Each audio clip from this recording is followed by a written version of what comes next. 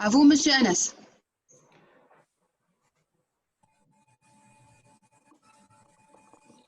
بسم الله الرحمن الرحيم والصلاة والسلام على سيدنا محمد أشرف المرسلين.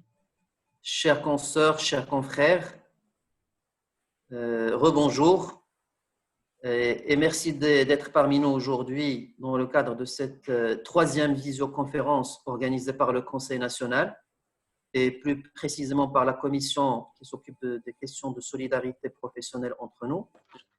En fait, l'objectif de nos réunions aujourd'hui, à la veille, Inch'Allah, du déconfinement, c'est pour qu'on puisse instaurer, j'allais dire, une bonne pratique entre nous d'échange, de partage entre les pairs, pas forcément les experts, mais entre nous en tant que pairs. Parce que je pense qu'au-delà de l'effort considérable qui a été fait par les instances et par tous les experts comptables dans cette période, sur des aspects d'ordre technique, il est important aujourd'hui de faire le point de manière périodique entre nous, de pouvoir se sentir épaulé par ses confrères et consoeurs et échanger sur les diverses situations exceptionnelles que nous avons vécues lors de ces 3 derniers mois, exceptionnelles à tous les niveaux, avec beaucoup d'aspects liés au stress, au manque de visibilité, à l'état d'urgence sanitaire, aux problèmes économiques, mais également beaucoup de choses positives que nous avons vécues pendant ces 3 mois, puisque l'élan de solidarité justement entre nous Marocains, la fibre marocaine, je pense le génie marocain, que ce soit par les Marocains de l'interne ou les Marocains de l'extérieur, a été également au rendez-vous. Donc l'idée aujourd'hui, c'est qu'on s'écoute entre nous et qu'on parle entre nous en toute liberté, en toute confraternité. D'ailleurs, c'est un webinaire fermé, il n'est pas du tout enregistré sur YouTube pour permettre à chacun et à chacune de pouvoir se prononcer et partager avec ses confrères et ses consoeurs. Voilà, donc c'est جلسة شاي مفتوحة rompue. Normalement, j'avais demandé, mais qui n'est pas aussi consultante, donc c'est une professionnelle qui, comme nous, a vécu ces 3 mois. Et l'idée, c'est qu'également, il puisse partager avec nous comment elle-même il a vécu et qu'il nous rende à la fin de ce webinaire son effet miroir de comment il a vu notre partage. Donc voilà, sans trop tarder, je pense que les participants sont en train d'arriver petit à petit. Nous sommes maintenant une bonne vingtaine, d'après ce que je vois, donc un bon chiffre pour commencer le dialogue. Et je remercie de manière encore plus prononcée les consoeurs et les confrères qui ont accepté de lancer le débat, parce que nous allons tous participer au débat, mais on a avec nous nos consoeurs Quds Bernossi de Tanger, Mariam Armili de Marrakech, et nos confrères c'est Salah Hayes et c'est Khalid Lamarti, avec également Hassan Lasri, qui ont commencé de lancer le débat et de partager avec nous un peu comment ils ont vécu ces 3 mois, à la fois sur le côté, j'imagine, personnel, professionnel, psychologique et tous les niveaux. Alors, peut-être on va commencer par une consoeur, parce que le genre est important. Rhodes, tu voudrais te lancer? Vas-y. Avec plaisir. J'ai beaucoup de plaisir à partager notre expérience avec nos consoeurs et nos confrères présents. Donc, la question que vous m'avez posée, c'était sur le confinement, comment on a géré ça. Alors, il y a d'abord un aspect interne par rapport à l'équipe, c'est-à-dire que nous, assez tôt, disons le week-end qui a précédé le confinement, on se disait qu'il y a quelque chose qui se préparait, donc il valait mieux qu'on s'organise dès ce moment-là. On a commencé à organiser le départ des collaborateurs pour qu'ils travaillent à leur domicile. Donc, on a mis en place une checklist pour s'assurer qu'on avait pris tout ce qu'il fallait pour aller travailler, notamment les pièces comptables pour la tenue de comptabilité. On s'est organisé pour qu'ils puissent extraire leurs fichiers de tenue de comptabilité. Et puis, en même temps, on a créé un groupe WhatsApp pour l'ensemble de l'équipe et un autre juste pour les managers. On a créé une session Slack pour échanger aussi. Donc, je ne sais pas si tout le monde est familier de cet outil, mais ça vaut le coup d'y jeter un œil. Tout à Donc, fait. c'est Slack. Voilà. Alors, pour ce qui est des timesheets, avant, on les saisissait dans un outil. Donc là, on est revenu sur Excel. Donc, l'idée, c'était vraiment de garder un contact régulier et un suivi régulier des travaux des collaborateurs pendant le confinement. Et puis, voilà, on a continué à une communication vraiment très régulière au téléphone, sur WhatsApp. Vraiment, il fallait rester en contact parce qu'il passait d'une situation où on était tous au cabinet ensemble à une situation où chacun était chez soi. Parfois tout seul, parce qu'il y en a qui étaient tout seuls, parfois avec leur famille. Donc, il fallait vraiment maintenir ce contact-là. Donc, ça, c'était notre gestion interne. Et puis ensuite, par rapport à nos clients, la première des choses qu'on a faites, c'est de leur envoyer une communication pour leur dire nous ne sommes plus dans les bureaux, mais nous sommes là, nous sommes disponibles, nous sommes à votre disposition. Et nous allons continuer à travailler à distance. C'est-à-dire que pour tout ce qui est missions de supervision, d'audit, nous allons les poursuivre à distance. Donc, il faudra nous communiquer les pièces par email, par WeTransfer, par n'importe quel moyen, mais il faudra continuer à nous transmettre les pièces. Il y en a qui nous les ont envoyées par MNA, notamment chez les collaborateurs, parce qu'on a une partie de l'équipe qui est à Tétouan. Et puis régulièrement, tout au long de cette période de confinement, ce que nous avons fait, c'est que dès qu'il y avait des nouveautés, nous les avons communiquées à nos clients. Vous savez très bien à quelle vitesse s'est allé tout ça. Donc, chaque jour, quasiment, il y avait du nouveau. Et bon, sachant que jusqu'à présent, on n'a pas les réponses à toutes nos interrogations, je pense que ça fait un moment qu'on attend le guide de la DGI par rapport à l'indemnité d'assistance. Moi, je ne l'ai toujours pas vu. Mais donc, voilà, l'idée, c'était de garder un contact régulier, que ce soit avec nos équipes et nos clients. Voilà. Merci, Quotes, pour ce premier témoignage. Moi, si j'ai bien compris, les maîtres mots étaient la communication. Le maître mot, c'est la communication, à la fois au sein de l'équipe, mais également avec le client. Et que pour cela, il fallait aussi être outillé. Donc, tu as parlé d'un outil. Et donc, ça peut peut-être revenir dans la discussion, cette question d'échange sur les bonnes pratiques et sur les outils. Parce que moi, personnellement, par exemple, l'outil que tu as cité, je viens de le découvrir, je ne le connaissais pas. Donc, voilà quelque chose qui peut être également utile. Je pense que Mme Khadija Faridi nous a rejoint. Khadija, tu es avec nous? Oui, je suis là. Bonjour tout le monde. Bonjour. Bonjour Khadija. Donc, j'avais commencé à te présenter en disant que tu vas nous rejoindre. Je te remercie d'avoir répondu quand je t'ai sollicité. Tu n'as pas hésité une seconde pour venir voir un peu dans notre fenêtre comment ça se passe chez les experts comptables. Donc, je disais que Khadija n'est pas du tout une consultante spécialisée dans la gestion. Moi, ce n'est pas le prof qui va venir nous parler de comment équilibrer entre la vie professionnelle et personnelle, mais c'est une professionnelle comme nous. Khadija, je l'ai connue parce qu'on a travaillé dans une précédente vie ensemble, notamment sur des projets avec des bailleurs de fonds. Je nomme la Banque mondiale notamment, la Banque africaine de développement, le Fonds international de développement de l'agriculture. Et aujourd'hui, Khadija travaille plus particulièrement avec la Banque islamique de développement. Et elle était parmi les membres fondateurs de la Commission nationale de la commande publique. Et il est maire de deux filles. Il est en train de vivre aussi le confinement et les mêmes difficultés que nous. Il va peut-être nous aider à planter le décor avec 2-3 questions sur l'équilibre entre la vie personnelle et professionnelle. Parce qu'effectivement, je remercie Quotes qui nous a parlé un peu du côté professionnel, mais peut-être pourquoi pas aussi qu'on puisse parler entre nous aussi des questions de gestion de stress au niveau personnel. Peut-être Khadija va nous aider à planter le décor. Je lui demanderai peut-être à la fin de nous faire aussi un retour pour nous dire comment est-ce qu'il a vécu cet échange entre nous, experts comptables. Je voudrais aussi m'adresser aux participants. Aujourd'hui, donc on est 27, je vois que le nombre est en train d'augmenter et je vais leur dire qu'ils peuvent envoyer également et participer avec nous sur l'onglet questions-réponses et l'onglet conversation et on se fera un plaisir de relayer les questions et les conversations via ce canal. Khadija, la parole est à toi. Merci beaucoup aussi, Anas. Et puis, merci de m'avoir accepté dans votre groupe. Bon, d'abord, je suis désolée pour le retard. C'était juste un petit problème technique. Donc, comme tu l'as bien dit, si Anas, bon, je ne suis pas une professionnelle coaching, développement personnel, mais je suis plus comme vous, c'est-à-dire, bon, j'ai vécu le confinement, je me prépare à l'après-confinement avec toute l'incertitude qui s'impose. C'était une première pour nous tous de vivre ce confinement avec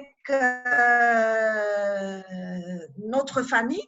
Ce qui a changé, je pense, bon, c'était une source de stress supplémentaire parce qu'on n'avait pas l'habitude d'avoir en même temps le travail, notre travail, le côté professionnel, avec la famille, avec les enfants d'un côté, avec le personnel de maison qui n'est plus là, donc on doit tout faire nous-mêmes.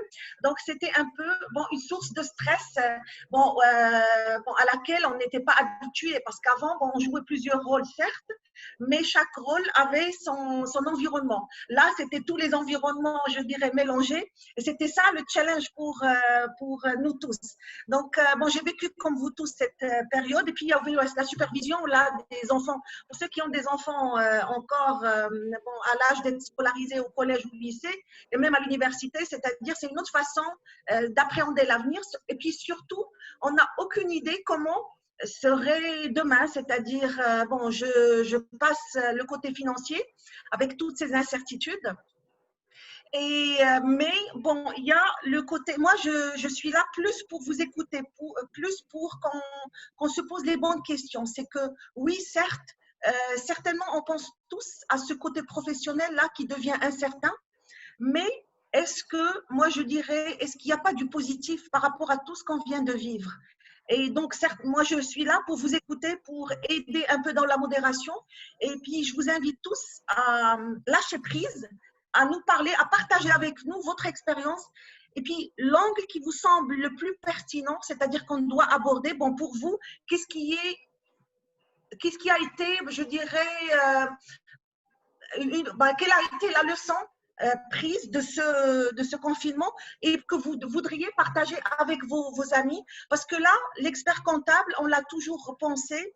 Bon, moi, je suis un outsider, je ne suis pas dans l'expertise comptable, mais l'expert comptable, comment il est perçu de l'autre côté, c'est-à-dire de par les autres, c'est quelqu'un qui vient, qui va nous auditer, c'est monsieur ou madame chiffre, il est là pour nous dire si ça va bien ou ça va mal au niveau de nos organisations. Mais là, aujourd'hui, bon, je voudrais surtout faire parler l'humain. Et donc, sur ce, bon, je cède la parole à, à vous, mesdames et messieurs. Et puis, ça me fait plaisir de voir un peu à quoi ça ressemble ce monde d'experts comptables aujourd'hui. Et puis, comment vous avez vécu le confinement et comment vous voyez l'après-confinement. Voilà. Salah, peut-être la parole est à toi, avec cette idée de comment on a vécu, mais surtout également quels sont les messages qu'on va garder. Parce que je pense qu'il y a des messages très, très positifs et très intéressants à garder pour le futur. Là, c'est Salah. Merci, c'est Anas. Oui, merci, c'est Anas. Merci, Khadija, pour cette introduction qui pose le sujet parfaitement. S'il faut retenir, peut-être commencer par la fin, s'il faut retenir quelque chose, c'est peut-être le mot qu'a vient de dire Khadija, c'est le lâcher prise. Le lâcher prise, en fait, c'est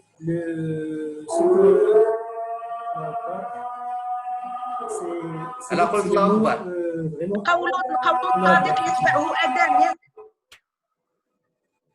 Oui, effectivement. Vous arrivez à m'entendre quand même, ça va? J'ai la chance d'avoir la mosquée juste à côté. Ah. Il a bréché c'est Salah. Je donnerai la parole à un autre confrère ou une autre consoeur et tu te mets et on revient vers toi. Il a dire muet ou comme ça je reviens vers toi. Peut-être c'est Hassan. مرحبا السلام عليكم. Salam. D'abord, je remercie l'équipe du Conseil national et plus particulièrement la Commission sociale. Je remercie bien sûr les permanents qui ont fait un effort considérable, ainsi que tous les intervenants qui ont pu intervenir au cours de que je pu suivre. et qui ont fait un travail intéressant et colossal et qui ont donné leur temps. Merci à tous. En ce qui me concerne, au niveau de ce confinement, si vous voulez, on a joué l'utile à l'agréable. Donc, on a fait d'une paire de coups. Ça veut dire, il y a la maison avec les enfants et il y a le cabinet. Donc, c'est vrai, ce confinement nous a permis de découvrir d'abord l'entourage familial, que souvent, donc, on est déserté, on rentre tard le soir, et là, on a pu quand même siroter les moments avec les enfants, surtout pour ceux qui ont des enfants à bas âge et qui ont une scolarité qu'il faut bien sûr suivre, c'est ce qu'on a aussi qui était à distance. Donc, c'était intéressant et ça nous a permis de mieux connaître nos enfants de près.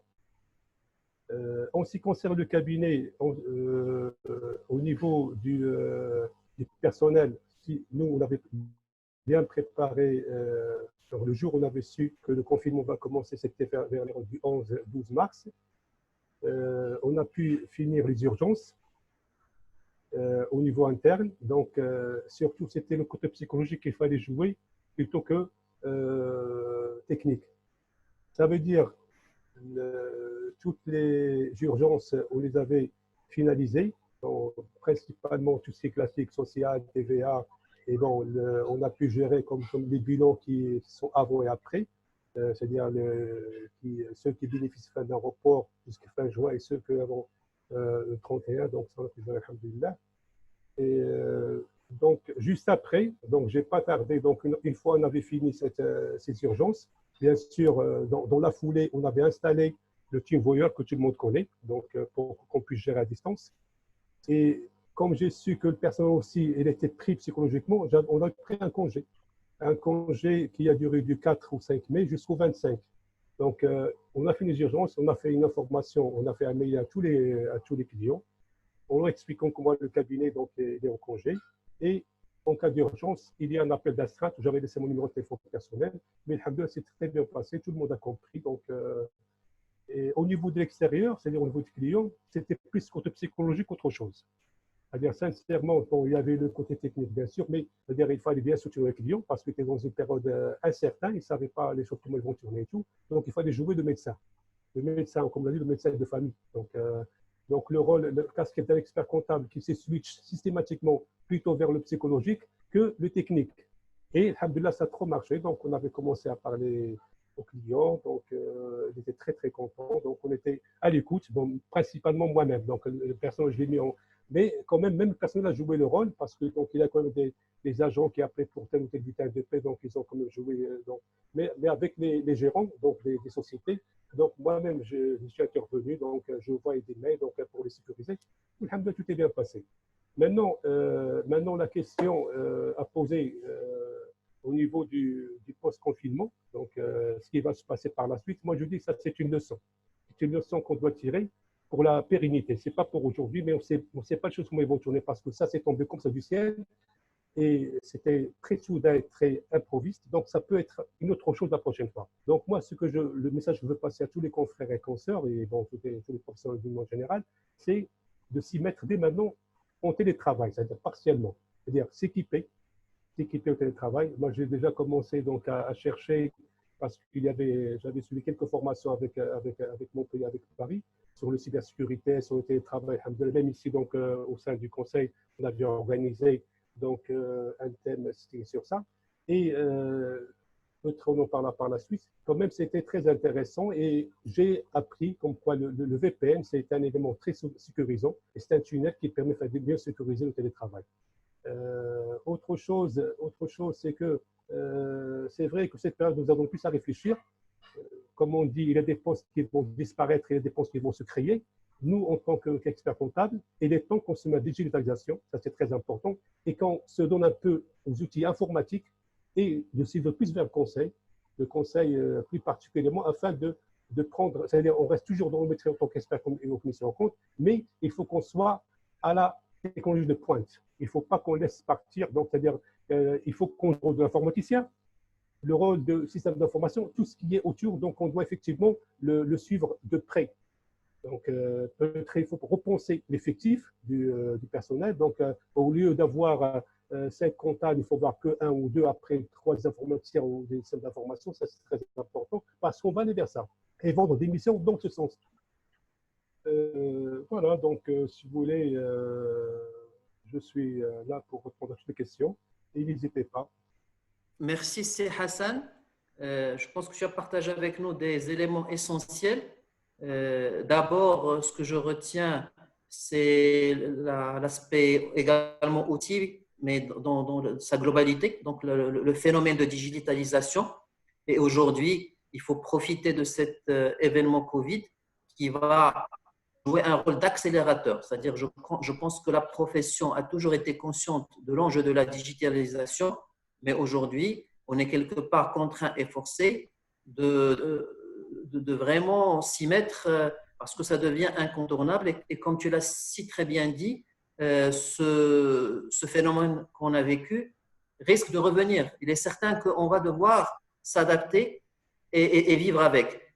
Et ce qui est certainement aussi intéressant, c'est qu'une fois qu'on va être nous-mêmes bien équipés et bien digitalisés, on peut même proposer l'accompagnement de nos clients dans ce processus-là de digitalisation. Donc, voilà une opportunité d'accompagnement également et de développement pour nos cabinets. Et puis, tu nous as… Vas-y, Hassan. Oui, si vous permettez, c'est-à-dire aujourd'hui, le client, je ne veux pas dire qu'il faut l'éduquer, mais il suit. Donc, on peut vendre des missions, c'est-à-dire même qui concernent l'informaticien, c'est au niveau d'installation des missions de base, ce qu'on appelle bureautique, l'installation d'un scanner, choisir le scanner qu'il faut pour ne pas avoir les pages un petit peu tordues et quelque chose comme ça. Donc, tout ça, c'est des missions que le client attend c'est-à-dire le client il écoute plus expert comptable que l'informaticien. Donc là, c'est là le rôle qu'on doit jouer. On doit jouer la casquette de expert comptable, informaticien et digitalisation. Bon, tout ce qui est… voilà, donc je vous laisse continuer, CNS. Merci. Tout à fait. En tout cas, tu nous invites, une belle invitation à ce que je pourrais appeler l'agilité. C'est-à-dire de ne plus rester figé sur nos schémas classiques, de dire, moi, je suis comptable, commissaire aux comptes, auditeur, et je vais peut-être finir ma vie comme ça. D'ailleurs, aux États-Unis, les gens peuvent même changer complètement de métier pendant la vie. Je peux être steward au pilote et devenir, je ne sais pas, vétérinaire pour finir ma vie comme ça. Mais ça, c'est un beau message pour nous tous parce qu'on a peut-être parfois la tête au guidon et on ne voit pas des opportunités autour. Donc, ce phénomène-là de repenser notre business model est aussi une belle invitation. Et puis, comme tu as vu, Khadija, on n'est pas que des hommes et des femmes du chiffre. Tu as bien vu que c'est Hassan, comme tous les confrères et consoeurs, ont également joué ce rôle de médecin qui est à l'écoute. Parce qu'on apporte cette sérénité au client et le client a besoin d'un expert comptable qui l'écoute, qui le rassure. Donc, voilà, donc vas-y Khadija. Non, mais je note aussi que bon, il y a l'expert comptable, il est toujours là. Bon, il pense aux écritures comptables. Il y a des dépenses qui vont disparaître, d'autres qui vont réapparaître. J'aime bien ça. C'est plus fort que nous, je dirais. C'est la formation professionnelle. Mais vous avez parfaitement raison. C'est que la digitalisation n'est plus un choix. Et puis nos clients l'ont bien compris. Peut-être qu'on va devoir les devancer pour pouvoir, comme tu l'as bien dit, si Anas ou si Hassan, pour bien accompagner nos clients, parce que même l'administration s'est mise à la digitalisation. Et nous, je dirais les experts comptables doivent être bien informés au niveau fiscalité, bon, quelles sont les nouveautés, comment bien se préparer, comment tirer profit de ce que l'administration fait. On peut travailler et avec l'administration et avec, je dirais, vos clients. Donc, mais c'est super là. Et puis, je vois l'humain exactement. Et puis, on parle médecin, on parle psychologue. Donc, les experts comptables, ce n'est pas la perception que tout le monde a, la majorité des personnes ont. Et puis, j'imagine, de toute façon, j'ai travaillé avec CNS à la Banque mondiale, je sais qu'il y a la fibre sociale est là. Puis, comme vous l'avez dit, on veut l'expert comptable aussi citoyen qui va accompagner justement cette crise post-confinement parce que le client, il aurait d'autres attentes. Et puis, j'aimerais vous écouter par rapport à ça. Comment vous voyez les attentes du client? Est-ce que vous pensez que le client, il aurait les mêmes besoins? Où ça va changer et comment vous allez pouvoir l'accompagner? Vous avez parlé digitalisation, mais encore, moi, je dirais qu'il faudrait peut-être pousser la réflexion carrément vers peut-être qu'il va introduire, le client va devoir introduire de nouveaux produits, de nouveaux services. Peut-être qu'il va carrément penser à une reconversion. Comment nous, experts comptables, on pense, bon, on peut devancer tout ça et puis mieux les accompagner. Bon, je vous écoute, merci. Peut-être si Salah, et on revient si Hassan, peut-être si Salah pourrait nous éclairer sur quelques aspects dont tu viens de parler, Lala Khadija. Merci. Donc, je reprends la parole, c'est Anas. J'avais évoqué le terme de lâcher prise. C'est un terme qui m'est très cher, dans le sens où, en fait, avant, on avait des modes opératoires, des façons de faire qu'on croyait qui est parfait, qui ne vont jamais changer, jusqu'à un moment où le confinement, l'état d'urgence sanitaire vient remettre en cause tout ça. Et donc, la première des choses, c'est lâcher prise sur les anciennes méthodes et adopter les nouvelles méthodes. Ça, sur le plan aussi bien personnel que sur le plan professionnel. J'ai d'abord commencé sur le plan personnel me concernant. Donc, d'abord, cette période a commencé par une certaine, on va dire, inquiétude, une certaine on va dire, appréhension de comment vont se passer les choses. Et puis, par la suite, on commence à intégrer la situation, je commence à intégrer la situation et je commence à réagir par rapport à ça et à prendre de l'initiative. Et parmi les initiatives prises, justement, c'est des initiatives qui m'ont permis de prendre en charge rapidement les problématiques liées à la digitalisation, liées au cloud. Donc, j'ai rapidement mis toute l'activité sur le cloud dès la première semaine. D'ailleurs, j'ai appelé le prestataire, je lui ai dit est-ce que tu lui offres cette prestation? Il m'a dit effectivement oui, je peux l'offrir. Et d'ailleurs, je vais la proposer aux confrères.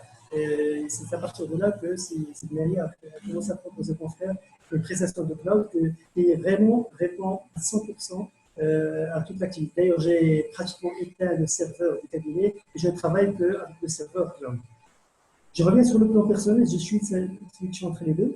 Ce qui m'a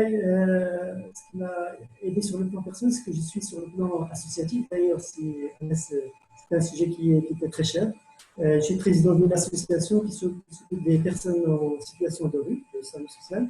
Et là, vraiment, on voit le véritable impact de la crise sur ces personnes qui, du jour au lendemain, se trouvent sans travail et donc ne paient pas le loyer, donc se retrouvent en situation de rue. Et là, nous avons engagé dans le cadre associatif tout un travail avec les autorités pour pouvoir les accompagner à prendre en charge ces personnes, à créer des centres d'accueil, à leur offrir un certain nombre de prestations.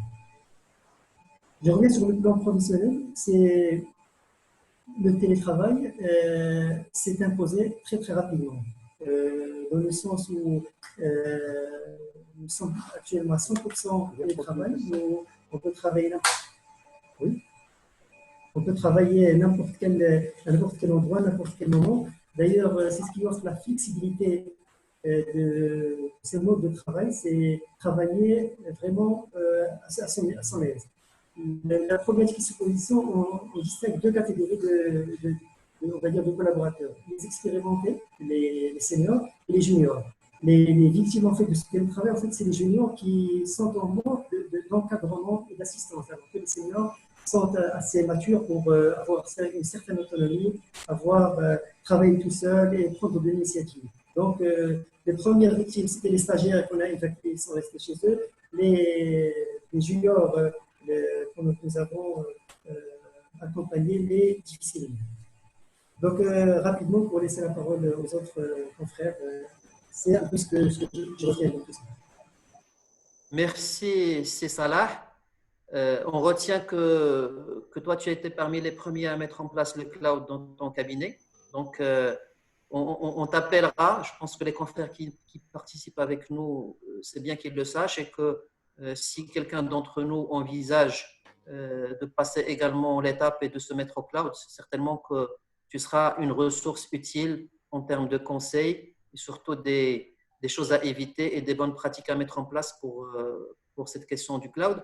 Moi, j'ai été aussi intéressé par ce que tu viens de dire parce que tu as parlé aussi de notre rôle en tant qu'acteur dans la société, en tant qu'expert comptable, c'est très bien, mais également en tant qu'humain, en tant que citoyen.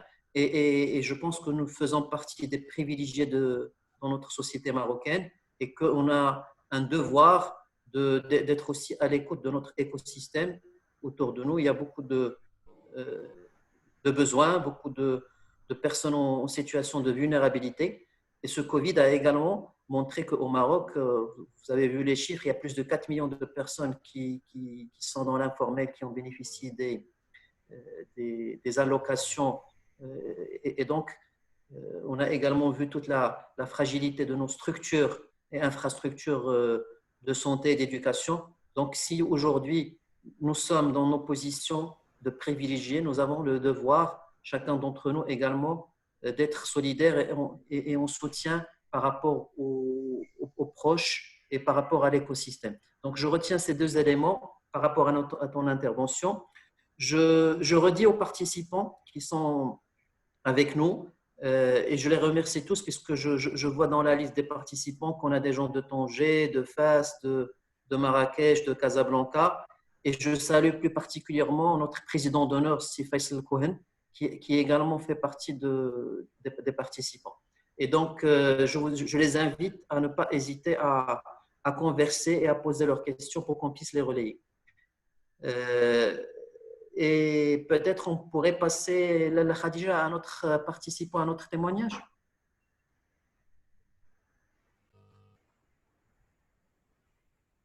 Active ton micro. Oui, pardon. Oui, effectivement, parce que bon, je vois des noms parmi les experts là, certains cabinets que je reconnais dans la commande publique, et puis ça fait plaisir. Donc, parce que bon, entre autres, j'audite les marchés aussi, surtout les marchés financés par les bailleurs. Donc, au niveau marché public, je touche pas à votre profession, moi c'est juste les marchés. Et donc, là, par rapport à la réglementation, si on est in compliance, en conformité. Donc, je reviens à un autre sujet. Donc, vous avez parlé de lâcher prise, et puis, comme vous l'avez bien dit, vous avez parlé du côté social et puis de cette catégorie sociale plus vulnérable. Et là, bon, vous avez surtout évoqué la solidarité. On a besoin en période de crise. On en parlait tout à l'heure, face à la crise financière, on a adopté d'autres modèles pour la survie des organisations et puis aussi des citoyens.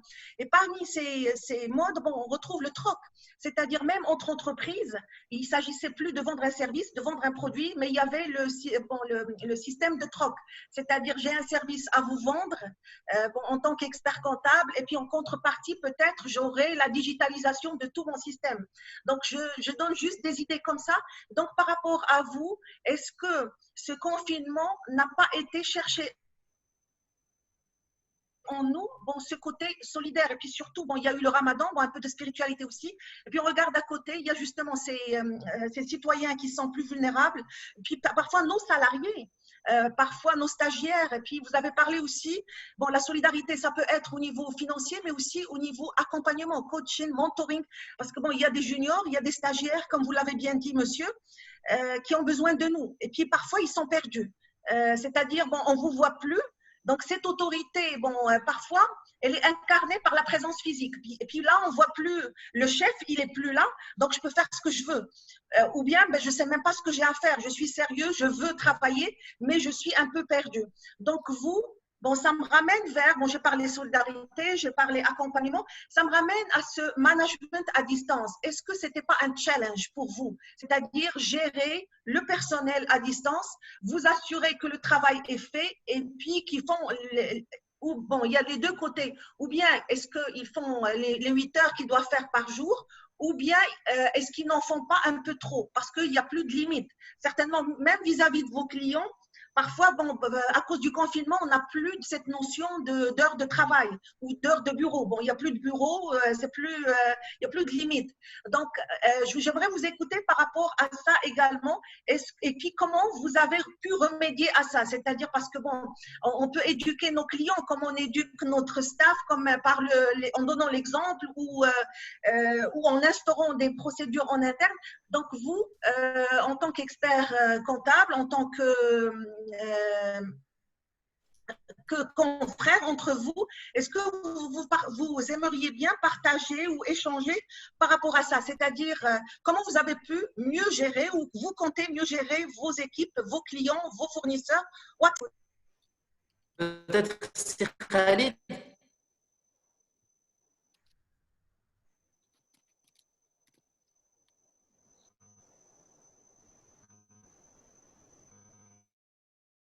Oui, salam alaikum, merci pour l'invitation.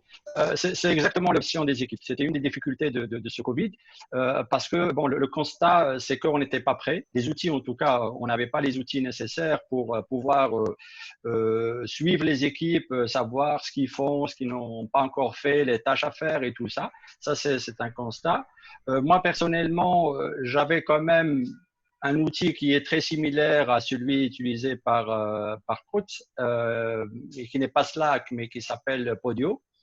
C'est un outil aussi qui, on sait vraiment, c'est une gestion de projets, mais de petits projets. Un dossier, c'est un projet, et qui m'a permis en tout cas à voir un petit peu ce que les autres font, où est-ce qu'ils sont en fait au niveau des tâches. Maintenant, le côté humain, le côté je dirais physique, malheureusement, il a disparu et on était obligé, on était forcé à travailler de la maison. Et la grosse difficulté, en tout cas, je l'ai vécu personnellement, je crois que tout le monde a vécu, c'était exactement savoir transmettre des manières, des bonnes pratiques justement pour les personnes, pour gérer leur stress, pour les manager, les coacher, de dire voilà, qu'est-ce qu'il faut faire et comment le faire. Nous, en tant qu'expert comptable, je crois qu'on a appris à le gérer par la force des choses. Mais c'est vrai que les équipes, ils n'ont pas une majorité, peut-être les seniors, oui, mais les juniors et les autres, ils n'ont pas cette capacité. Et c'était notre challenge, c'était de rester derrière et de les coacher. Et il faut qu'ils sentent vraiment qu'on est derrière. Ça, au niveau de l'équipe. De l'autre côté, je crois qu'on n'a jamais été, et ça c'est l'avantage, enfin le petit plus de cette période-ci, c'est qu'on a quand même été très proche de nos clients. Moi, j'avais des clients que je voyais très très rarement.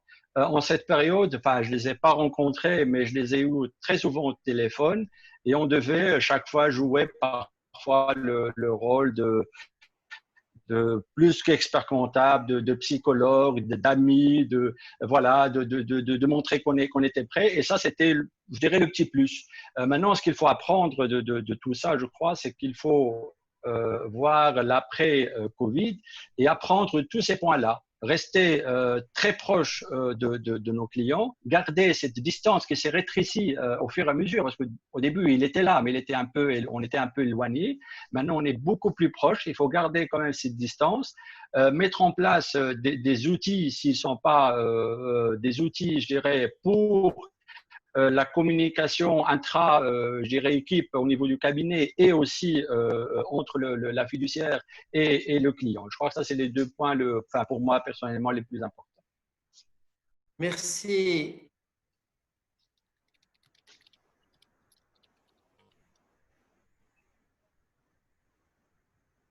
Voilà. Vous m'entendez? Là, maintenant. Oui. Oui, désolé. Donc, je rejoins parfaitement Khalid sur cette question de proximité, parce que ce qui est paradoxal, c'est que peut-être on n'avait pas la capacité d'avoir les contacts physiques, mais personnellement, je pense qu'on n'a jamais été aussi proche de nos clients que pendant cette période, parce que le besoin était là d'échanger, d'être à l'écoute, de donner des informations. Et in fine, ce qui est une évidence, il est clair qu'aujourd'hui, nos clients ne s'attendent pas finalement à un bilan, ou à une TVA ou à une déclaration CNSS, mais ils ont vraiment ce besoin de se sentir, eux aussi, ne pas être seuls, ne pas se sentir isolés. mais de savoir qu'ils sont accompagnés. Et je crois que cette proximité, c'est quelque chose qu'on devrait garder. Ça ne coûte rien de passer des coups de fil. Et c'est vrai que dans la vie de tous les jours, quand on sait qu'on peut faire et qu'on peut avoir le contact physique, peut-être on néglige cette question de proximité que je trouve être très intéressante. Et chaque fois qu'il y a du contact, c'est aussi une question qui peut générer de la fidélisation, qui peut générer de nouvelles idées de mission. Khadija? Oui, donc je prends note, merci Sir Khalid, je prends note que pour vous, bon, ce que je note bon, par rapport à toutes les interventions, c'est que face au stress, on communique. Et vous voyez là, la mise en mots élimine les mots M-A-U-X. Important. Le fait de se sentir seul, on a besoin de parler à l'autre. Le fait que j'appréhende par rapport à l'incertitude du marché, bon, c'est pas, on vend plus, mais le fait de parler à mon expert comptable, c'est encore plus rassurant. Et puis faites attention parce que vous avez différents types de clients. Vous connaissez les couleurs là, le client bleu, jaune, vert ou rouge. Bon, il y a 4 types de personnalités là, chez nous tous, et puis de clients. Puis chacun, bon, il a un besoin en communication différent. C'est-à-dire le bleu, lui, parle lui juste de chiffres. Il veut rien savoir. Tu viens pas me dire que demain sera meilleur, mais donne-moi des chiffres, donne-moi des faits. Alors que, par exemple, le rouge, il veut les résultats. Donne-lui des astuces. Là, tu as bon, il y a un nouveau marché. Lui, il veut du concret. Bon, le rouge, moi, je l'imagine toujours comme un Américain, straight to the point. Lui, il veut rien savoir, c'est les résultats. Et puis, le jaune, lui, il a besoin d'être, comme vous l'avez dit, d'être bercé un peu dans son imagination. C'est un rêveur. Et puis, il faut canaliser cette énergie justement pour revenir à l'essentiel. Et donc, j'en passe. Bon, ça, c'est juste un exemple pour vous inviter à étudier un peu sur les différents types de personnalités parce que ça nous aide en tant qu'expert comptable avec nos clients, en tant que consultant, peu importe, ou qu'expert. Parce que quand on traite avec les clients, chacun a un besoin en communication qui est différent. Et vous voyez là, le métier devient, je dirais, bon, certes, c'est important, mais le plus important, je dirais, en temps de confinement ou à post-confinement, c'est quoi? C'est la communication. La communication, c'est la clé. La communication, ce n'est pas de parler. Vous avez parlé des outils de communiquer. Bon, vous avez un outil de gestion de projet. Pourquoi c'est important d'avoir un outil de gestion de projet, par exemple? Quand vous parlez à un client ou même pour vous, vous avez la visibilité là, de vos contraintes, délais, coûts, qualité, et puis vous allez pouvoir mettre l'autre rassuré par rapport à des rapports et puis facilement exploitables à partir de votre logiciel. Donc, ça me ramène à une organisation, c'est quoi? Donc, c'est juste pour un peu simplifier bon, pour tout le monde, pour nos clients. Quand je parle du client, c'est qui un client pour vous? Le client, on a parlé de la communication et son importance, mais le client, finalement, c'est quoi? Un client, c'est un ensemble de procédures. Pour nous, nous, experts comptables, c'est un ensemble de processus. C'est des êtres, c'est l'humain et c'est la technologie. Puis là, tout ce qui est procédure, processus, le côté humain et la technologie prennent le dessus là parce que vous avez parlé tout à l'heure d'agilité. Est-ce que j'ai une organisation assez agile pour s'adapter à n'importe quel changement au niveau des processus, bon, que j'ai du mal à appliquer la moindre réingénierie ou le moindre changement. Donc, nous, quand on parle aux clients, il faudrait toujours garder, je dirais, moi, je le fais, c'est-à-dire ces 4 points en tête, c'est que comment sont ces procédures, ces processus, et puis l'humain, le côté humain, moi, je le dis, vous recrutez un ingénieur aujourd'hui, après 20 ans, s'il n'a pas reçu une formation, de la formation continue, il devient je ne sais même pas quoi. C'est-à-dire, bon, s'il n'y a pas de la mise à jour pour nous tous, et la même chose pour la technologie, c'est-à-dire, bon, on peut sortir, je ne sais pas, de n'importe quelle école, mais s'il n'y a pas, je ne sais pas si vous partagez mon avis, mais par rapport à ce point, il faudrait sensibiliser les clients de l'importance de revoir le besoin en ressources humaines.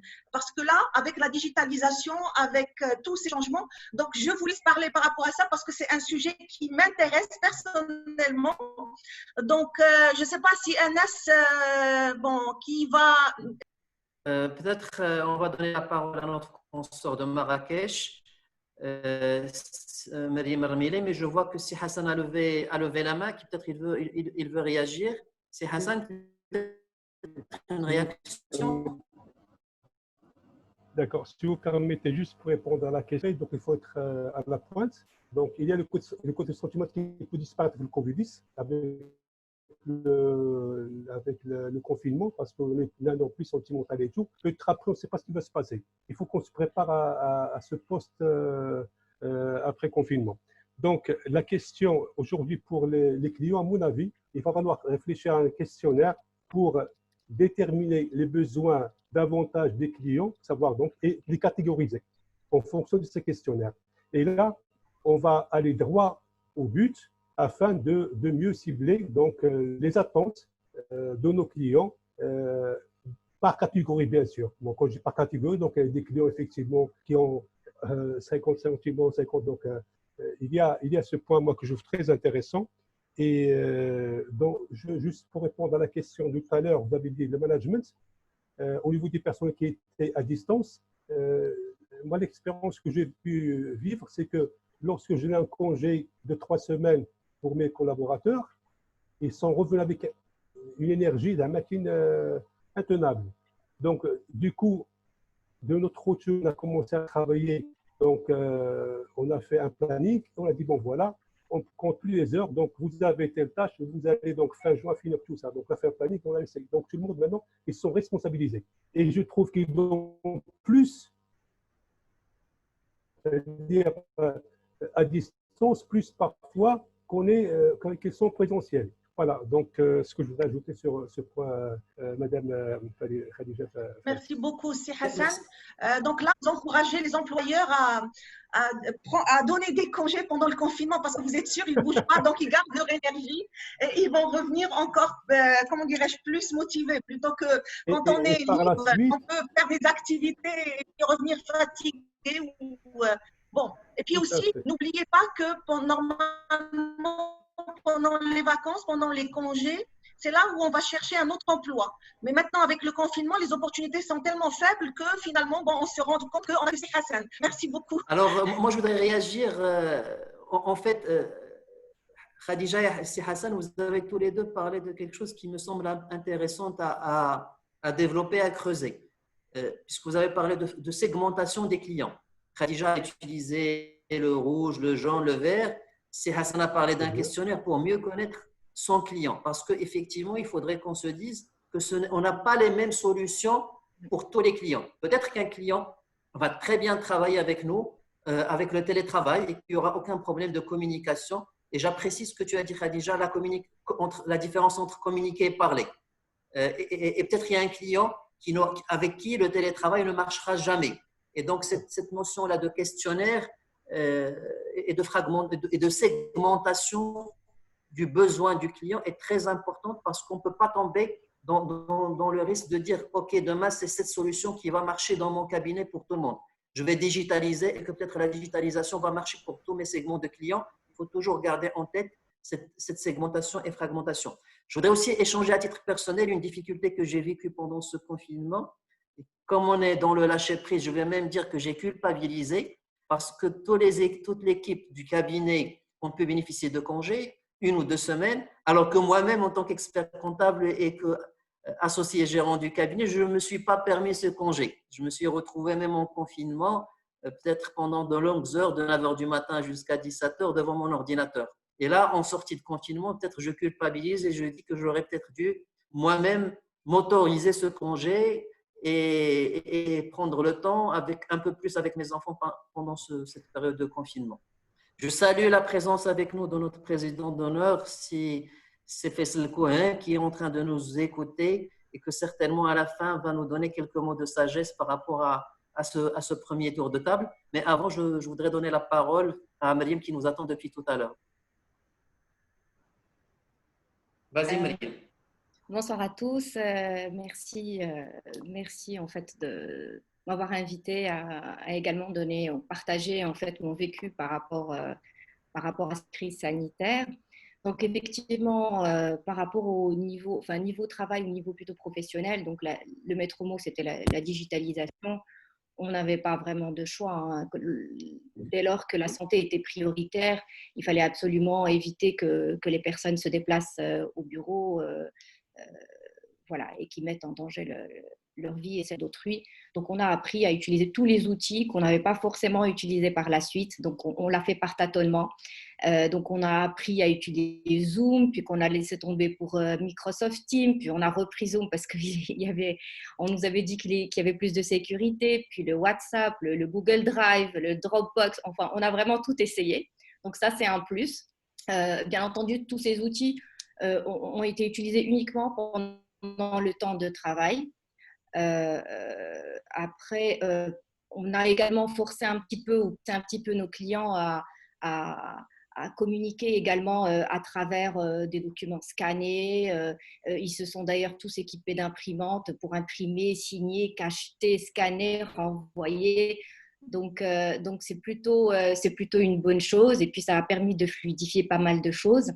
Alors, par rapport à la question qui a été posée, c'est-à-dire comment nous considérons nos clients? Nous considérons nos clients comme nos partenaires, puisque finalement, s'ils ne travaillent pas, on ne travaillera pas, on ne va pas se voiler la face. Donc, ce sont nos partenaires et effectivement, ils étaient très angoissés au même titre que nous. Dans un premier temps, il y avait un déni de la confinement, ça va s'arrêter, le Covid, est-ce qu'il existe, il n'existe pas. Enfin, il y avait pas mal de fake news d'ailleurs par rapport à ça. Puis on a accepté la situation et on s'est dit, bon, bah, une fois que c'est accepté, il va falloir qu'on trouve les outils pour avancer tous ensemble.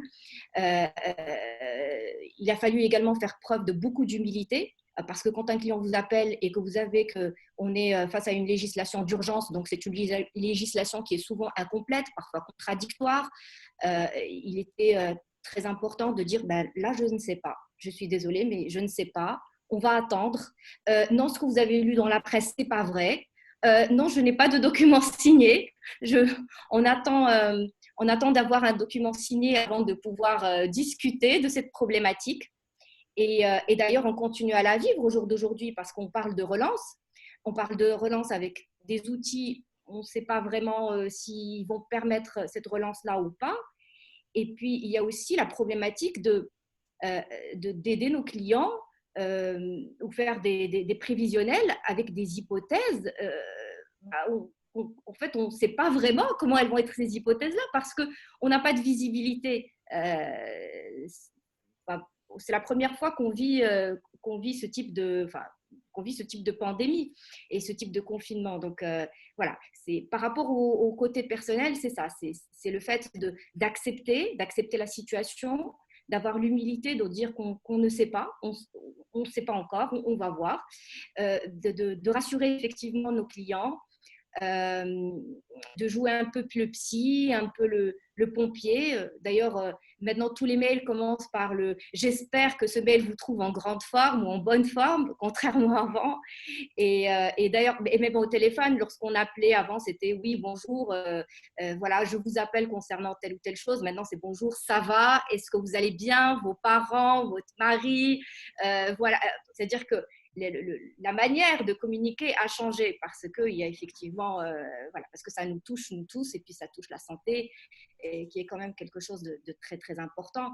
Et enfin, je voudrais dire que après, moi, j'ai été sollicitée pour faire partie d'un groupe qui s'appelle Lead to Lead. Et effectivement, c'est un groupe qui venait en aide aux personnes qui ont perdu leur travail et vraiment des familles qui sont en grande difficulté. Et quand on voit, par exemple, une mère de famille veuve avec 7 enfants sans emploi, là, on ne peut pas se permettre de dire oui, mais moi, je dois stresser, oui, je suis en grande difficulté. Moi, j'estime que je n'ai pas le droit de le dire. Donc effectivement, ça nous remet tout de suite un peu sur terre. Et puis, on se rend compte que finalement, voilà, dès lors qu'on est bien, qu'on a un toit, qu'on peut, voilà, on est déjà très, très bien lotis. Voilà, ça c'était mon témoignage. Merci Myriam pour ce témoignage très personnel et très, très percutant. Et je pense que tu as mis deux choses au centre de notre discussion. Notre raison en tant qu'expert comptable, c'est d'être au service de notre client. Donc, tu as remis le client au centre du sujet et c'est très important de ne pas l'oublier. Et de manière tout à fait, j'allais dire, basique et pragmatique, je profite du micro pour également échanger avec vous quelques réflexions au sein du cabinet. Bien sûr, avant le Covid, on a terminé l'année et puis on a demandé les tableaux de bord, on a vu un peu les ratios qu'on a réalisés avec nos clients et on s'apprêtait à renouveler les lettres de mission. Et on s'apprêtait à mettre la question des augmentations des honoraires sur les clients pour lesquels il y avait des déficits. Ben, tout de suite, la question ne se pose même plus parce qu'on est dans l'empathie, on est avec le client et il était devenu complètement ridicule de poser cette question. Et tu as également parlé d'empathie vis-à-vis quand tu as parlé de l'IETFLIED par rapport aux situations de vulnérabilité. Et personnellement, je pense que la crise est devant nous parce qu'effectivement, on a été solidaires pendant ces 3 mois. Peut-être même en revenant à nos cabinets, je suis certain que dans la quasi-majorité des cas, nous avons tous été solidaires avec nos employés, on a donné des congés et tout ça, mais jamais on a suspendu ou là on a licencié. Je pense que ce n'est pas dans la profession. Mais peut-être qu'il faut savoir qu'au Maroc, aujourd'hui, on parle qu'on va avoir quelque chose comme 1 million, voire 1,5 million de plus de chômeurs. Donc, c'est pour ça que je dis, tout le système peut être de manière, si on veut parler de manière macro, de répartition des richesses, parce qu'on a été peut-être bon dans la production de la richesse, mais le modèle économique actuel de répartition des richesses pose problème. Et donc, cette question-là de comment on va vivre ces licenciements, qui peut-être ils vont devoir même venir dans la profession, comment on va être solidaire vis-à-vis de notre écosystème. La vraie crise, il reste encore devant nous. Khadija? Oui, merci beaucoup, Lalla Mriem. C'est que, bon, moi, ce que je note par rapport à votre intervention, c'est qu'on doit revoir nos priorités. C'est qu'avant, bon, c'était bon, chacun dans son coin, et puis on avançait, etc. Maintenant, on ne peut plus se permettre parce que, surtout, par exemple, quand on voit Marrakech, c'est une ville, bon, on peut même parler par ville, selon bon, le cas peut-être Casablanca. Bon, elle a été touchée comme ville par la pandémie, mais n'oubliez pas que le secteur du tourisme, par exemple, est le plus touché. Donc, si vous avez des clients, vous avez parlé tout à l'heure de catégorisation là, de vos clients, si vous avez des clients dans le tourisme, bon, il faudrait vraiment un accompagnement, il faudrait revoir votre modèle d'accompagnement. Et puis nous, au niveau personnel, certainement, on doit revoir nos priorités. Puis certainement, à la fin de ce webinaire, moi, j'avais pensé vous parler de la roue de la vie et de l'équilibre de la roue de la vie, parce que justement, dans ce sens où on doit peut-être revoir nos priorités, on a toujours été pris par, bon, je ne sais pas si vous avez déjà entendu parler là de, comment dirais-je, c'est pas un proverbe, mais on nous conseille de faire attention à notre santé et puis à nos sous, n'est-ce pas? Parce que c'est ce qu'il y a de plus important, on nous disait. Est-ce qu'il y a que ça? Aujourd'hui, on voit très bien que, bon, on a tous des voitures, bon, je dirais qu'ils sont on est plus ou moins choyés par rapport à d'autres catégories. Et puis, moi, je me suis posé la question pendant le confinement. Bon, j'avais ma voiture là dans le garage que je ne bougeais pas. Ça ne consommait pas, certes, beaucoup d'essence. Et en même temps, on se pose des questions parce que, bon, il y a des gens qui sont vraiment dans le besoin, qui sont très proches. C'est-à-dire, et puis nous aussi, on n'est pas à l'abri de cette crise. C'est-à-dire, bon, on n'est pas touché cette année, mais peut-être l'année prochaine, on sera vraiment touché. Comment on peut revoir nos priorités? Comment on peut anticiper tout ce, bon, la vraie crise? Comme tu l'as dit, si Anas, bon, la vraie crise, elle arrive.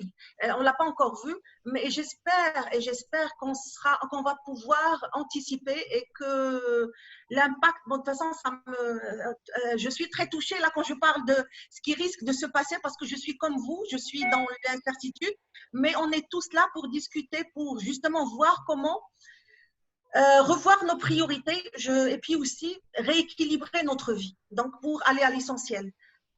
On a combien de temps si Anas left? Active le micro, si Anas, active le micro. Attends, on a peut-être encore une trentaine de minutes avant de terminer. Comme ça, je pense qu'on peut tous se libérer pour rentrer chez nous.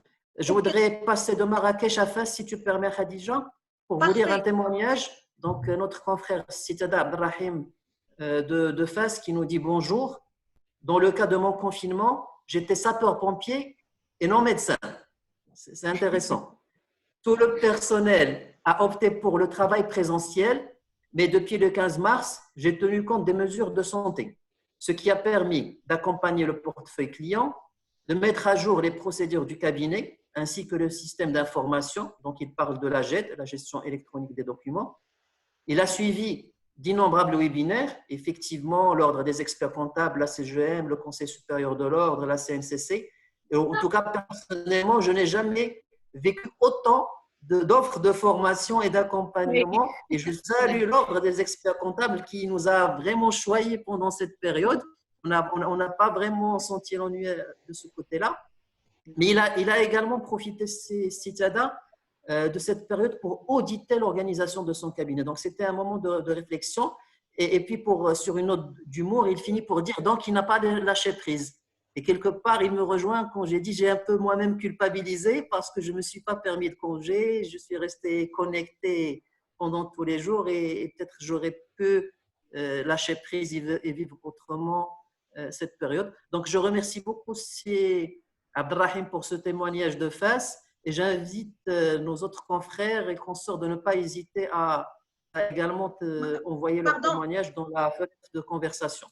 Pardon, c'est Anas. Moi, je voudrais juste revenir vers cette question de priorité, revoir nos priorités. Comment chacun de nous a pu vivre son confinement et puis a pu réviser un peu ses priorités par rapport, puis il se dit à partir quand je vais reprendre le travail au cabinet, ça va plus être pareil par rapport à tel ou tel point. Est-ce que quelqu'un pourrait partager avec nous ses réflexions par rapport à cette révision de priorité?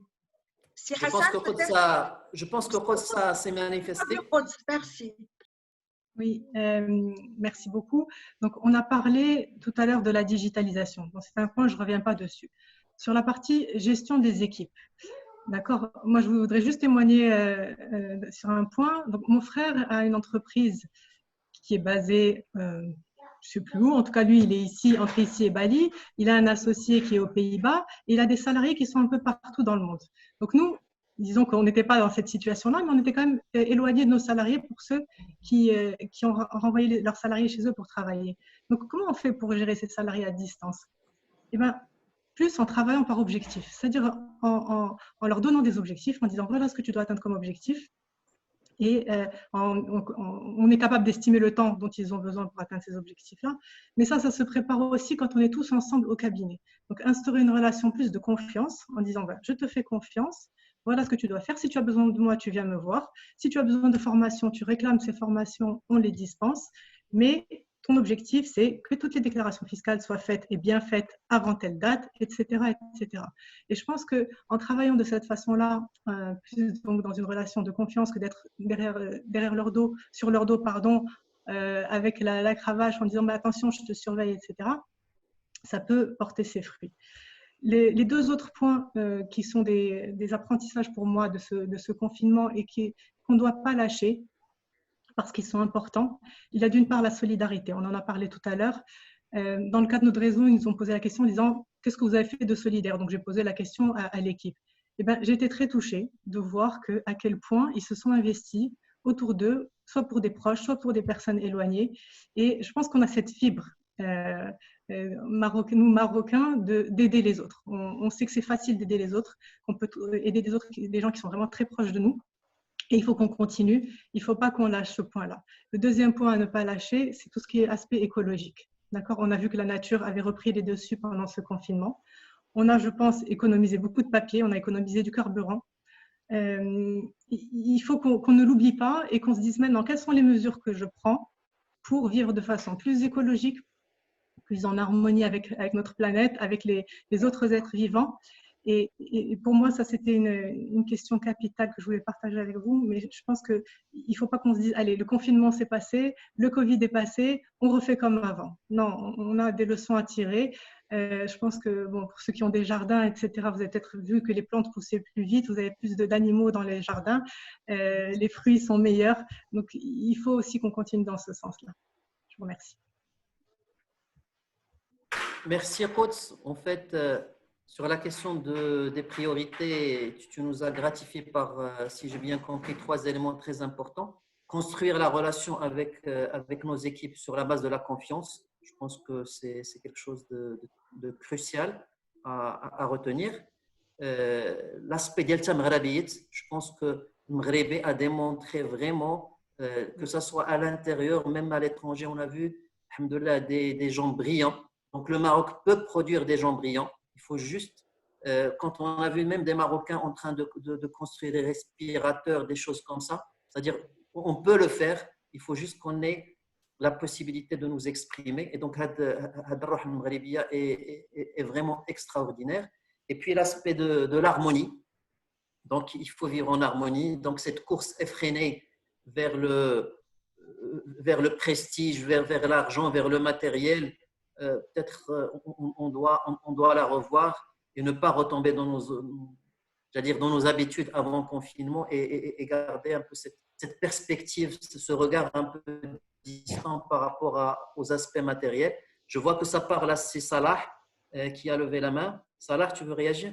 Oui, tout à fait, c'est Anas. Je rebondis par rapport à ce que tu viens de dire. C'est en fait notre rôle pour apporter un plus à notre pays dans le cadre de solidarité, également pas seulement une solidarité purement sociale, mais également une solidarité dans le sens qu'on peut construire ensemble quelque chose qui a du sens. On peut se poser la question d'ailleurs, alors qu'est-ce qu'on peut faire après le confinement? Notre rôle, justement, c'est d'aider justement les entreprises à rebondir, à relancer leur activité, à pouvoir résorber le chômage qui a été créé pendant toute cette période.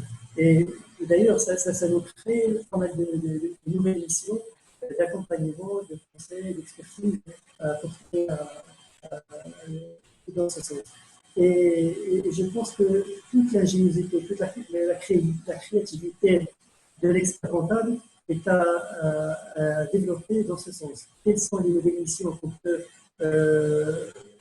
créer pour pouvoir accompagner les entreprises en situation de crise, les aider à lever des financements, les aider les clients à redémarrer leur activité, à sortir de cette intox de fake news qui pollue l'information et qui paralyse l'action. Donc tout ça, c'est justement notre rôle pour pouvoir aller de l'avant et apporter un plus. Et je termine par l'aspect purement social. Nous avons une partie de la population qui est très très touchée par le confinement. Je pense qu'en s'entraidant, on va pouvoir apporter des solutions globales, des solutions avec des actions communes de Tanger, Marrakech, Casablanca, Fès. Chacun de son côté peut apporter un plus à notre pays. Merci, c'est Salah. En fait, en termes de priorité, toi, tu nous invites à repenser notre relation avec le client. Et je suis parfaitement d'accord, c'est-à-dire le client doit faire appel à nous en tant qu'expert comptable, pas parce qu'il est obligé. Donc, on n'est pas dans la compliance, on n'est pas dans la conformité. Ce n'est pas parce qu'il a besoin de quelqu'un pour déclarer son bilan, faire sa TVA, mais parce qu'il a besoin de quelqu'un pour créer de la valeur. Donc, la valeur ajoutée aujourd'hui, c'est aider vraiment le client à surpasser cette situation de crise économique. Donc, effectivement, cette approche de priorité, j'allais dire, est très délicate.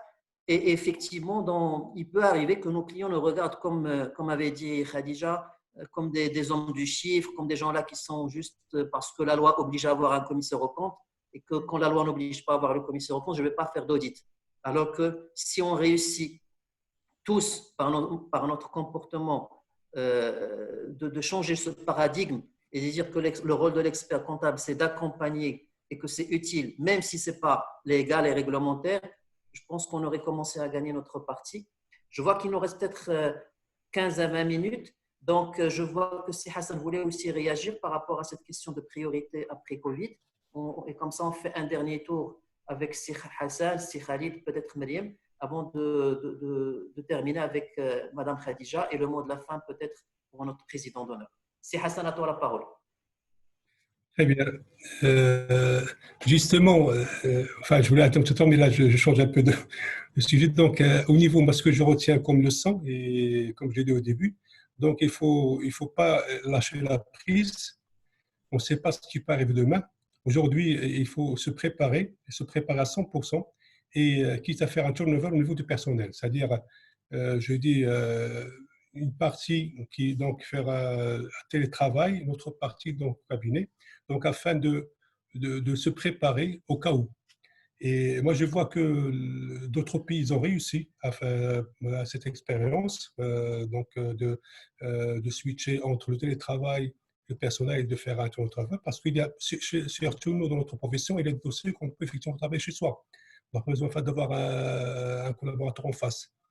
Ça, d'une part, et ça va nous changer tout notre management, et ça nous permet effectivement d'aller vers d'autres missions qui sont de forte valeur ajoutée. Je dis, on peut toucher un peu à tout, parce que il y a, tout à l'heure, je parle psychologique, mais là, je parle marketing, commercial, parce que l'expert comptable, le client, qu'est-ce qu'il attend de lui? Donc, il attend à ce que tu lui donnes des idées. Des idées, c'est ce qui permet, parce qu'il est mieux à l'écoute par rapport à quelqu'un qui fait de la communication ou du marketing que par rapport à son expert comptable. Parce que vous savez très bien que la valeur d'expert comptable aujourd'hui, moi, ce que je ressens chez le client, il a plus de poids. Parfois, le fait de le voir, c'est-à-dire de toucher 2, 3 mots, donc il vient avec une tête vraiment comme ça, et après, donc, il sort soulagé. Donc, c'est pour ça que j'ai évoqué le côté médecine, je sais pas, médecine du travail, médecin de famille, donc des clients. Parfois, même le côté technique, ça ne l'intéresse pas. Donc, tu sais très bien que le client va payer, le client va rembourser, il va faire. Mais le fait de se soulager, donc, il est très tranquille, il sort soulagé, même il peut doubler la mise sans aucun problème. Et ça, c'est très important. Voilà, donc aussi, moi, ce que je veux dire, enfin, pendant cette période, j'ai pu faire un peu de ménage, aussi bien chez moi, donc chez moi, donc à la maison, qu'au cabinet. J'ai fait quand même un audit, comme l'a dit Cité d'Abdrahim. J'avais bien trié, donc, et ça, c'était très important. C'est vraiment parfois, on dit في كل نعمة. أحسنت Je vous remercie كراوي. bien et tu vas passer un بارك الله فيك. أحسنت كراوي. شيئا وخير لكم. En tout cas, je vais échanger avec vous sur cette question-là d'une partie du personnel en télétravail. Je pense que, par exemple, en tant qu'expert comptable, on est tous obligés aujourd'hui, même après le déconfinement, à garder une partie de nos équipes en télétravail. Parce qu'on ne peut pas, parce qu'il faut garder la distanciation même au sein du cabinet. Et qu'aujourd'hui, comme les clients auront également du mal à accueillir des missions physiquement, on ne peut pas ramener l'ensemble du personnel au cabinet, sinon ça serait ingérable. C'est-à-dire, il y a des cabinets qui, en tout cas pour moi, j'ai déjà commencé à mettre en place un système de roulement où les gens vont venir, chaque tiers va venir un jour, et comme ça, d'abord on garde le contact physique et la culture de l'entreprise, mais tout en respectant, j'allais dire, les mesures de sécurité pour éviter trop de contacts et trop de proximité entre les équipes. Et j'ai eu une discussion avec un éditeur de logiciels qui m'a dit, par rapport à la question du télétravail, que lui n'a jamais été aussi efficace que pendant cette période de confinement grâce au télétravail. Et il m'a dit qu'il est sur 400 mètres et qu'il est en train de penser à se retirer sur une petite adresse avec un petit bureau et de vendre les 400 mètres parce qu'il se dit que c'est le meilleur business, c'est le meilleur modèle économique pour lui. Alors, peut-être un dernier tour de table, peut-être Khadija. Si Anas, juste un point par rapport à ce qu'il vient de dire si Hassan. Bon, en tant que femme, il y a l'aspect genre là qui prend le dessus parfois. J'ai bien apprécié le fait de garder une équipe virtuelle parce que imaginez une jeune maman à qui vous donnez l'occasion de travailler de chez elle tout en s'occupant de son enfant. soyez sûr que le rendement sera multiplié, je dirais, par 200 pour ça, parce que bon, je suis passée par là et j'en sais quelque chose. Donc, tout à l'heure, je parlais là, parce qu'il y a le monsieur là, lui, il a fait une concession sur la superficie de son bureau, mais là, peut-être que bon, il y a un gain aussi à voir si on peut intéresser de jeunes mamans, puis de jeunes papas aussi, ceux qui veulent, bon, il y en a qui veulent rester à la maison, s'occuper de leurs enfants, il n'y a pas de problème, enfin, de problème là de jeu de rôle, mais il y a aussi, ça nous ramène un peu à ce côté résilient au niveau de notre société, parce que parfois, il y a des mamans qui sont obligées d'amener leurs enfants dans des crèches, et puis elle est là au bureau, mais elle n'y est pas vraiment. Donc, ne serait-ce que par rapport à ce point, je tiens à souligner l'aspect genre, c'est plus fort que moi, mais il ne faut pas l'oublier parce que ça pourrait être vraiment très important pour certaines personnes. Merci. Juste, si vous permettez, toujours dans des idées, c'est qu'aujourd'hui, les gens commencent à plus investir le chez-soi, avoir une maison, un petit jardin, plutôt que dans les bureaux. Chose qui se passe aujourd'hui à Paris, en France, c'est que les gens commencent à créer le lieu de travail chez eux. Et comme il a dit notre confrère, donc, ils cherchent plutôt donc, à réduire l'espace de travail. Tout à fait, tout à fait. Si Khalid?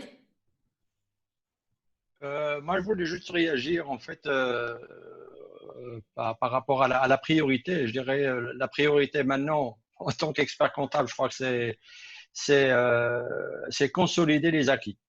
Ce Covid, il a un peu bousculé les process, le relationnel, enfin, beaucoup de choses. Mais je crois qu'on a eu quand même quelques acquis positifs. Comme vous avez dit, c'est Anas, Hassan, Sakaroshen, wa khairun lakum. Alors, il faut en profiter, il faut consolider les acquis, que ce soit au niveau des outils mis en place, que ce soit la gestion des équipes, le relationnel avec le client.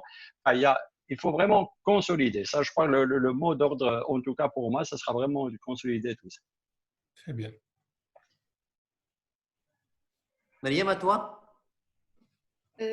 Effectivement, je rejoins un petit peu ce que vous avez tous dit par rapport à ce qu'il fallait conserver après les acquis, tout ce qu'on a appris pendant le Covid sur le plan humain, également sur le plan professionnel, le fait que la solidarité doit continuer par la suite, peut-être à travers le fait de consommer principalement marocain, par rapport au fait d'aider les hôteliers qui sont… Il y en a qui attendent juste l'ouverture des tribunaux pour déposer le bilan.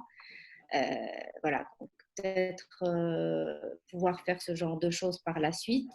Et également le fait que le télétravail pour les femmes qui ont des enfants en bas âge, ça peut être effectivement une bonne solution dans un premier temps, sachant que moi, le télétravail, honnêtement, je ne l'ai pas très, très bien vécu parce que avoir les enfants tout le temps à la maison et devoir faire le télétravail et puis autre à côté, en général, on décale les horaires en attendant qu'ils fassent leur sieste ou qu'ils dorment un peu le soir pour pouvoir reprendre et travailler tranquillement. Avec le côté cours à la maison, on est maîtresse, mais on n'a pas du tout envie de faire ça. Mais il va falloir le faire quand même parce qu'on n'a pas le choix. Donc bon, ce côté-là était un petit peu, pas forcément agréable, mais bien entendu, c'est toujours très agréable de passer beaucoup de temps avec ses enfants. Voilà. Merci. Micro, c'est Anas. Merci Mariam pour vraiment le partage personnel et surtout pour l'invitation à consommer Made in Morocco. Je remercie aussi Khalid sur le mot consolidation. Et ce webinaire, cette visioconférence vise à consolider, et je pense que c'est très important pour nous, le lien entre nos confrères et consoeurs. Donc, Inch'Allah, c'est quelque chose, bien sûr, qui devrait continuer avec des rendez-vous, au moins à fréquence mensuelle, pour partager. Et Inch'Allah, à chaque fois, on essaiera de le faire autour d'un modérateur, peut-être un penseur, un philosophe, un entrepreneur. Et comme ça, chaque fois, on a une perspective différente. Mais le maître mot, c'est de consolider le lien entre nous et que chacun de nous puisse sortir de son isolement. Sidi Faisal, merci d'être avec nous. J'ai sauté sur l'occasion quand j'ai vu que tu nous as fait l'honneur de participer avec nous. Et j'ai fait j'allais dire, exprès de te laisser quasiment le dernier mot pour essayer un peu de profiter de tes mots de sagesse par rapport à ce que tu as entendu aujourd'hui. Merci, Monsieur le Président. Chers consoeurs, chers confrères, bonjour à tout le monde. Bonjour, Madame Faridi. Ce que je voudrais un petit peu faire comme témoignage, c'est que, a priori, cette pandémie a été, je dirais, bien maîtrisée par le gouvernement et à leur tête Sa Majesté le Roi, que Dieu l'assiste, puisqu'il a pris les choses en main dès le départ et il a pris les bonnes résolutions pour la sauvegarde et la santé de toute la population. Et je pense que là, c'est une chose importante à signaler. En ce qui concerne plus particulièrement notre profession, je pense que le tour de table que vous avez fait ensemble, effectivement, résume toute la situation d'aujourd'hui. Et moi, personnellement, effectivement, ce que je garde de ce confinement, c'est que d'abord, le fait de penser autrement que ce qu'on avait l'habitude de faire par le passé. Penser en termes de démarche de travail, travailler à distance, faire travailler les collaborateurs et surtout rester en contact permanent avec nos clients. Comme l'a dit Si Hassan, Quds, Si Salah, etc., tout le monde, évidemment, le contact avec le client a été permanent durant cette période parce qu'on a eu beaucoup d'appels, beaucoup de questions, beaucoup de demandes, que ce soit sur le plan financier, que ce soit sur le plan social, que ce soit sur le plan fiscal, etc. Et donc, on était là pour répondre à leurs besoins. Ce que nous devons aussi tirer comme enseignement de ce confinement, c'est que, je peux vous le dire, bon, personnellement, je n'ai pas eu l'occasion de travailler comme vous personnellement, puisque je me suis un petit peu retiré des activités de la profession, je dirais, à plus de 50%. Mais quand je discute, bien entendu, avec mes enfants qui font à peu près la même profession et qui travaillent à distance, je sais que leur rendement et la productivité qu'ils ont pu tirer durant cette période n'a jamais été égalée. Et là, effectivement, on n'a plus la notion de temps parce qu'une fois qu'on se met devant notre ordinateur pour travailler sur un dossier, sur une mission, on ne sait pas à quelle heure on va terminer. Et donc, ça peut effectivement aller au-delà des 8 heures. Donc, je pense que sur un plan déjà relationnel avec l'ensemble de nos collaborateurs, nous devons leur tirer chapeau et nous devons aussi faire en sorte à ce que nous maintenons nos collaborateurs dans leur poste le plus longtemps possible. Et il ne faudrait pas que cette crise que nous traversons puisse changer un petit peu notre mode de travail et amener à penser à réduire le personnel ou à faire aggraver en quelque sorte le taux de chômage.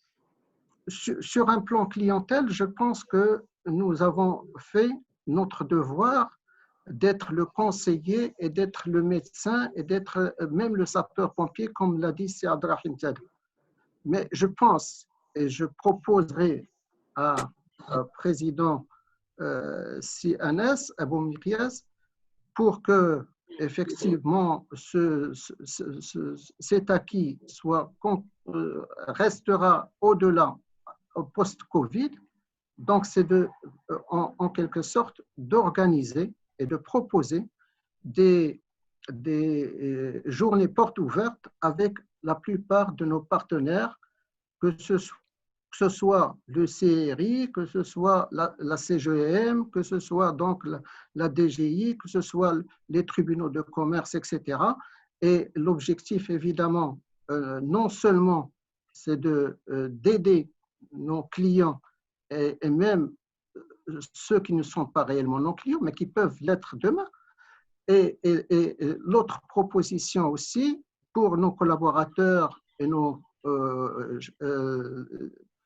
le personnel avec qui nous travaillons pleinement au niveau du cabinet, peut-être aussi d'essayer de mettre en place un contrat de partenariat avec l'Institut Pasteur ou avec les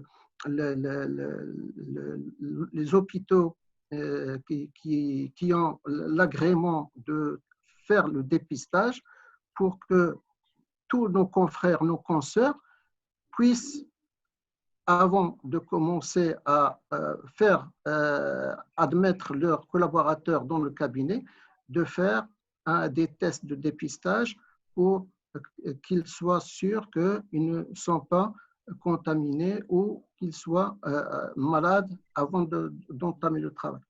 Je dirais que, comme ça a été dit, j'ai été agréablement surpris par le nombre de webinaires qui ont été organisés durant cette période. On en a vraiment bien profité. Ce serait bien, comme tu l'as annoncé, CNS, de institutionnaliser carrément cette façon de faire, bon, peut-être auprès même de l'Institut de formation, pour que l'on puisse tenir ce type de rencontre à raison de 2 à 3 fois par mois, pourquoi pas, sur des thèmes variés et qui intéresseraient l'ensemble de notre profession. Je vous remercie. Merci beaucoup, Monsieur le Président. Je pense que l'appel est vraiment solennel, de dire qu'un appel à toute la profession. Et ça rejoint peut-être ce que j'ai dit tout à l'heure, mais de manière très directe, de dire qu'on doit repenser notre système de répartition, dans le sens où l'appel du président était très direct de dire qu'on ne doit pas penser à économiser, on doit plutôt penser à féliciter d'abord nos collaborateurs et nos équipes et à garder au maximum pour ne pas venir nous-mêmes aggraver ce taux de chômage qui risque d'être très fort au cabinet. Donc il faudrait qu'on repense vraiment à sacrifier une partie de notre, dans notre résultat et de faire en sorte de garder le plus longtemps possible nos collaborateurs au sein des cabinets. Et l'autre appel, bien sûr, qui est important, c'est de garder cet élan de collaboration avec toutes les parties prenantes en ayant recours à des journées portes ouvertes. Je pense que c'est aussi quelque chose de très important. Et je pense qu'il y a eu un appel directement à notre commission de solidarité, n'est-ce pas, Myriam, pour qu'on puisse réfléchir rapidement à une convention qui permettrait le dépistage au sein de la profession de manière élargie et systématique dans toutes nos villes. Donc, j'entends bien, Monsieur le Président, sur ce message-là, et on va travailler dans la commission pour essayer de mettre des conventions avec soit l'Institut Pasteur, soit dans des cliniques lorsqu'ils offrent des produits pareils. Et puis, effectivement, Adila nous écoute par rapport à l'Institut de formation, il faut qu'on garde cette question de e-learning. Il est quasiment 18h30. Khadija, tu as peut-être 1-2 minutes pour le wrap-up meeting, pour utiliser un terme barbare de la Banque mondiale. Oui, exact. Donc là, moi, je vous remercie. C'était très, très, très intéressant pour moi. Et puis, cet échange, et je vous remercie là pour la transparence.